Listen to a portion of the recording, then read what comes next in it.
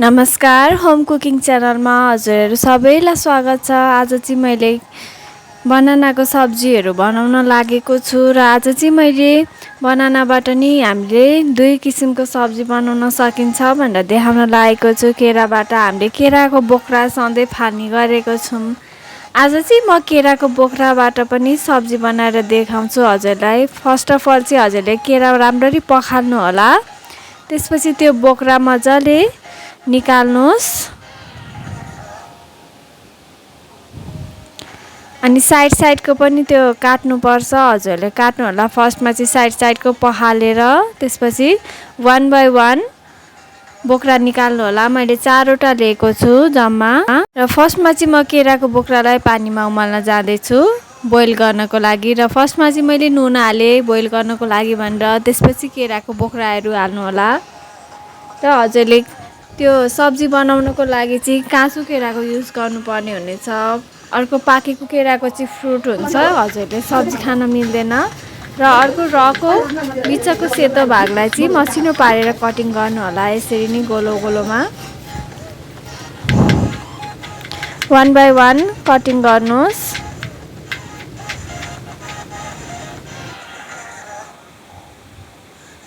Cutting पनि गरिसके। र यो केराको बोक्रा चाहिँ मैले 15-20 मिनटको लागि उमालेको थिएँ र रेडी पनि भइसकेको छ। र अर्को कराईमा लिनुहोस् मस्टर्ड ओइल, मेथी दाना हजुरले युज गर्नुहोस् अनि मस्टर्ड सिड युज गर्नु होला। ड्राई चिल्ली, त्यसपछि चाहिँ मैले जिन्जर लिएको छु मसिनो पारेर कटिङ गरेर राखेको, अनि ट्युमेरिक पाउडर। अब चाहिँ म अघि केरा कटिङ गरेर राखेको हाल्दैछु।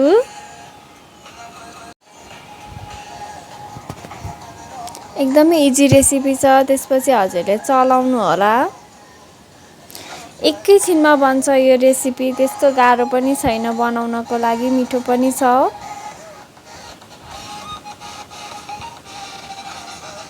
र एकै बेरको लागि चाहिँ यसलाई छोपिदिनु होला।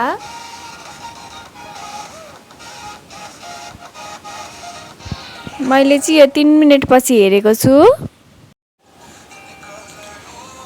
अब चाहिँ फेरि चलाउनु होला। हजुरले स्वाद अनुसार नुन हाल्नुहोस्।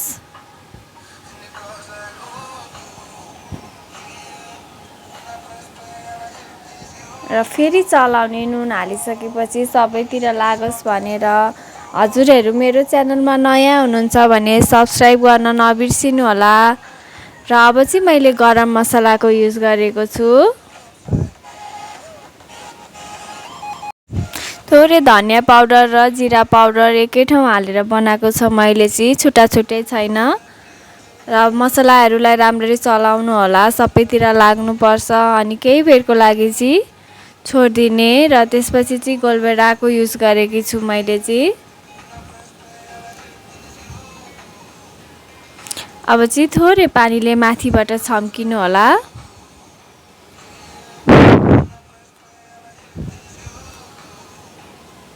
फेरि मैले थोरै पानीको युज गरेको छु। हजुरले मिन्ट लिभ्सको नि प्रयोग गर्न सक्नुहुन्छ, पुदिनाको अथवा हजुरले धनियाको पनि युज गर्न सक्नुहुन्छ। मैले चाहिँ पुदिना युज गरेको छु आज। र त्यो चाहिँ बनेर रेडी भइसकेको छ। मैले चाहिँ केरा बोक्रा पनि लिएको छु पानी निथ्राएर। यसलाई मसिनो पारेर गर्नु होला। बिस्तारै कटिङ गर्दै जानुहोस्। हेर्नुहोस् त हामीले केराको बोक्राबाट नि सब्जी कस्तो मिठो बन्छ। झन् फाक्नु पनि पर्दैन हजुरले। मैले चाहिँ तोरी तेलै युज गरेको छु। मलाई तोरी तेलै राम्रो लाग्छ सब्जीहरू बनाउनको लागि। फेनग्रिक सिड,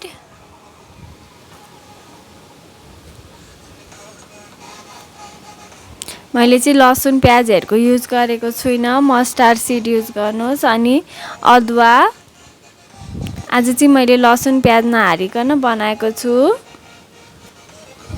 अनि खुर्सानी, सुकेको खुर्सानी हो। र अघिको केराको बोक्रा युज गर्नु होला हजुरले।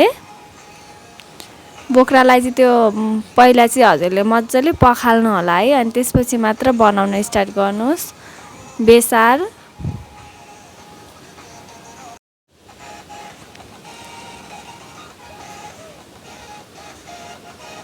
थोरै धनिया र जिरा पाउडर,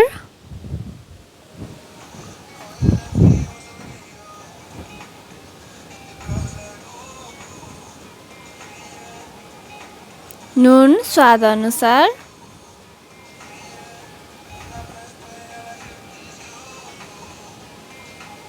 अब चाहिँ मैले यो गहुँको पिठो लिएको छु। हजुरले बेसनको पिठो पनि युज गर्न सक्नुहुन्छ।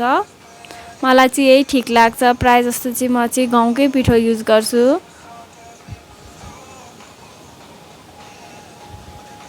र त्यसपछि चाहिँ केही बेर भुट्ने अनि त्यसपछि चाहिँ लास्टमा मैले मिन्ट लिभ्सको युज गरेको छु। अब चाहिँ हाम्रो केराको बोक्राको सब्जी पनि पाकेर रेडी हुन लागिसकेको छ।